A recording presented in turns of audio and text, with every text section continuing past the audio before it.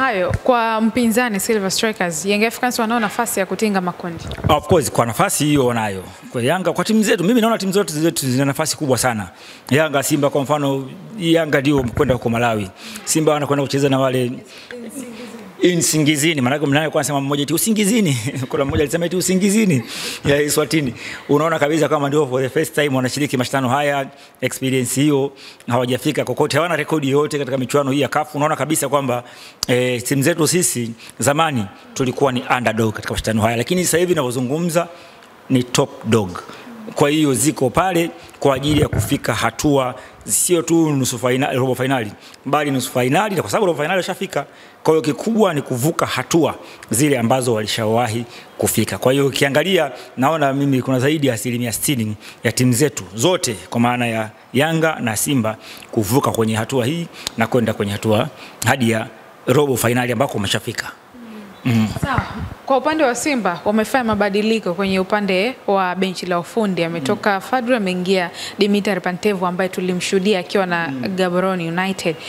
Anakwenda kuongeza nini kwenye kikosi cha klabu ya Simba kwa namna ambavyo tumeshuhudia huko alikotoka? Bahati nzuri kama hivyo, Dimitar Pantev, kitu ambacho pia na manufaa ambayo aliyokuwa nayo, ananufaika na kuweza kumkuta pale Matola. Ndio ni manager Matola, lakini yani ni kocha ambaye, kocha msaidizi ambaye ameshashirikiana na makocha wengi sana.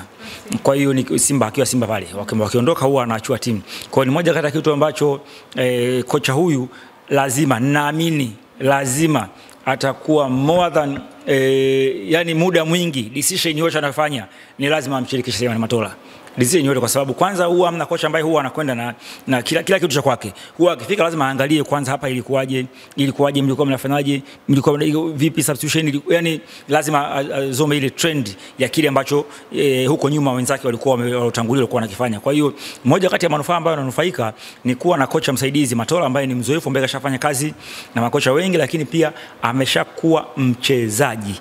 Yani hiyo ni moja kati ya manufaa ambayo ananufaika nayo kwa ya kuwa na Matola. Lakini kwa Simba unaona, kwa sababu haina style of play ambayo walikuwa wanacheza na hata Simba ambayo style of play ambayo huwa wanacheza siku zote ni aina ya mpira, kuchezea mpira kutoka nyuma kufika katikati kwenda mbele. Kwa hiyo na yeye pia ni muumini wa falsafa hiyo, kwa sababu Simba tayari washaona hadi program zake za mazoezi zinaendana na kile ambacho Simba huwa wanacheza. Kwa hiyo ni miongoni mwa vitu ambavyo kwa Simba unaona wanaweza kutengeneza, ndio wanatengeneza timu, wanaweza kutengeneza timu kupitia mashindano haya, kwa sababu tatizo la timu hizi kubwa huwa ni tofauti na timu nyingine ndogo, timu za kawaida. Timu kubwa hizi huwa utajenga timu, lakini wakati unajenga timu lazima uchukue ubingwa. Wakati unajenga timu, yani hakuna muda jamani, mimi nipeni timu miaka 5, hakuna. Sio tu watu wanafikiri viongozi tu, hakuna watu nafikiri kwamba ni washabiki tu. Hakuna hata kiongozi atakaye kwamba hapana, katika kipindi changu jenga timu, lakini in the meantime tunatoa ubingwa. Kwa hiyo ni miongoni mwa kitu ambacho kwa makocha wa vilabu hivi huwa lazima wanakuwa wanajua, na ndio sababu katika training program zile sio tu za wachezaji, hata za makocha huwa zinafundishwa, ambayo tulifundishwa kwamba unapokuwa mchezaji wa timu kubwa au kocha wa timu kubwa, unajua kabisa kwamba mshabiki ana haki ya kukuzomea ukifanya vibaya, ana haki ya kukushangilia ukifanya vizuri. Hiyo tayari huwa mnakuwa mmeshafundishwa darasani. Ndio sababu unaona hata wakati ule Messi na hiyo waga reference kubwa sana ambayo ilifanyika duniani. Messi wakati alikuwa akifanywa foul, wakati ule ndo anaanza, alikuwa anakaa chini anataka kureact, lakini alishafundishwa ukireact wewe una makosa makubwa kuliko yule aliyoact.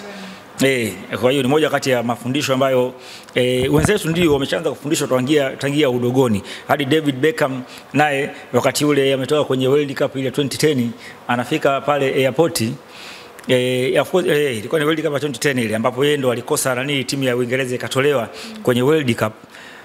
Walifika washabiki wamebeba majeneza, hawamtaki ondoke, lakini hakureact.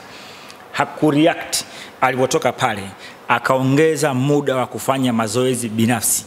Baada ya muda, kipindi hicho yeye ndo aliyekuwa logo, iliyokuwa nembo ambayo ndo hadi makampuni wakati ule ilikuwa ukipiga crossi bend it like Beckham, zile cross ambazo walizokuwa wanapiga kina nani wanakwenda kufunga. Kwa hiyo ni miongoni mwa vitu ambavyo kwa makocha kwa makocha sasa hivi tayari hiyo training wanayo program ambayo wanajua kabisa washabiki timu inapofanya vibaya lazima wafokee, ndio maana huwa wanakuwa wanaangalia kwenye mitandao.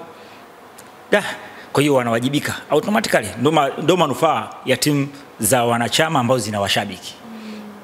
Sawa, bali na hayo Simba imesafiri kuelekea pale Eswatini bila ya kipa wake ambaye hata mechi ya mwisho dhidi ya Gaborone alicheza akapata majeraha, Musa Pinpin Kamara. Kuna shaka yote kwenye nafasi ya mlango akienda Yakub Suleiman? Yakub Suleiman pia ni goalkeeper ambaye tayari sasa hivi kwa jinsi ambao ameperform kwenye national team unaona kabisa kwamba tayari ana confidence.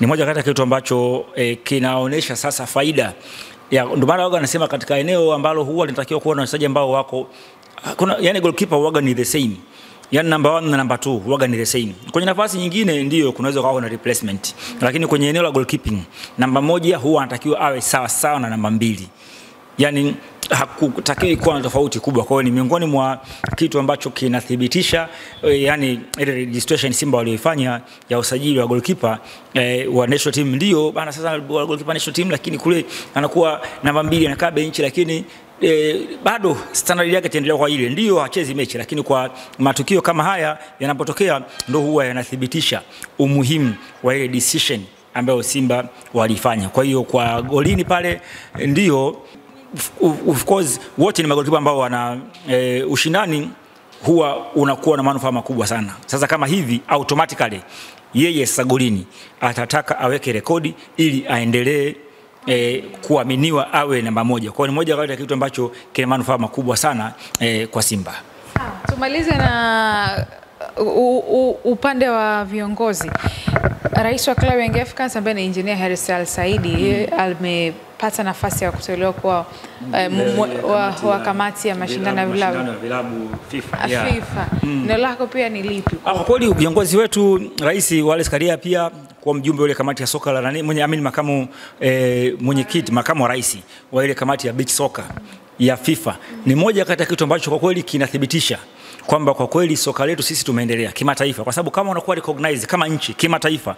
Miaka ya nyuma kwenye kamati hizi achilia mbali za CAF, achilia mbali za FIFA, hata za CAF walikuwa wajumbe almost more than 80% walikuwa wanatoka mataifa yaliyoendelea piga hatua kisoka. Kwa maana mjumbe sio kutoka Algeria, mwenyekiti mjumbe sio member kutoka Morocco, Algeria, Tunisia, Egypt, hata Nigeria, Ivory Coast.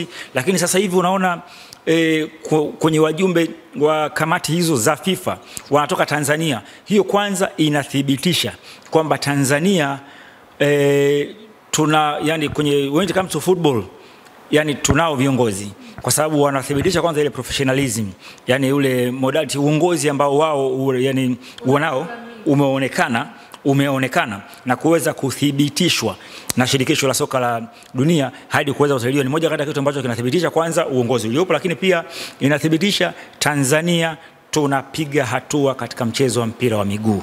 Ni moja kati ya kitu ambacho kwa kweli kina manufaa makubwa sana. Kama hivyo na Engineer Hersi naye kuteuliwa kwenye ile kamati, manake ni kwamba kamati ndio ni rais pia ni rais wa mashindano chama cha soka cha vilabu vya CAF ya Afrika. Yeye ni rais, kwa hiyo pia anawasilisha hasa kwenye mashindano yale ya FIFA.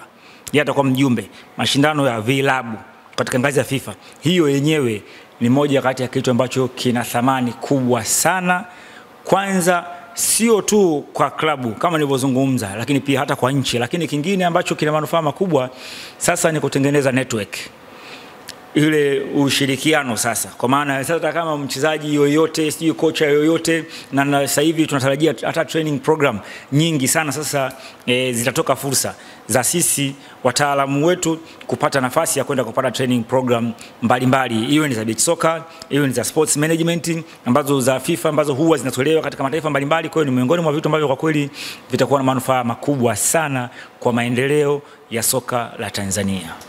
Mimi nikushukuru sana Ali Mayai Tembele. Asante sana. Mpaka wakati mwingine. Asante sana, lakini nawakaribisha sana pia. Bahati mbaya tumeonana leo wakati juzi tarehe 14 tulikuwa na tukio letu sisi Galacticos, umoja wa wachezaji wa zamani. Huwa kila mwaka tarehe 14 huwa tuna tukio letu la bonanza la wachezaji wa zamani ambalo huwa tumelipanga kufanyika tarehe 14. Tulifanya tarehe 14 pale katika viwanja vya Lugalo jeshini. Huwa tunakutana na wachezaji wote wa zamani kwa ajili ya kukumbushia enzi zetu, lakini pia na kuhusiana na kumbukumbu za hayati baba wa taifa Mwalimu Julius Kambarage Nyerere. Kwa hiyo bahati mbaya tumeona leo baada, lakini kama ingekuwa kabla tungewaalika, kwa sababu tulikuwa na wadau wengi pale na wachezaji wengi wa zamani tulikuwa pale. Zilikuwepo timu 7 zilizoshiriki hiyo bonanza, na tulianza asubuhi majira ya saa 2, huwa tunashinda pale mpaka jioni saa 12 ndio bonanza. Kwa hiyo naomba nichukue nafasi hiyo pia kuwatangazia kwamba huwa tunakuwa na bonanza hilo la Galacticos. Kuna umoja wetu wa wachezaji wa zamani ambao umesajiliwa kabisa, unaitwa TFLA, Tanzania Football Legends Association, umesajiliwa kabisa. Huwa tunakuwa na bonanza kila mwaka mwezi wa siku ya kumbukumbu ya msiba wa hayati baba wa taifa Mwalimu Julius Kambarage Nyerere, na sisi pia ndio huwa tunafanya bonanza hilo. Kwa hiyo tunawakaribisha sana, wakati mwingine tutawakaribisha. Karibuni. Haya. Mwanamichezo, tumemaliza hivyo na Ali Mayai Tembele. Tumezungumza mengi ya kimichezo. Mimi Latifa Anafi, nyuma ya kamera hapo ni Asha Kabuga. Ava TV tunapatikana YouTube lakini pia Instagram. Hakikisha una subscribe na kubonyeza alama ya kengele, bila kusahau Instagram kutufollow.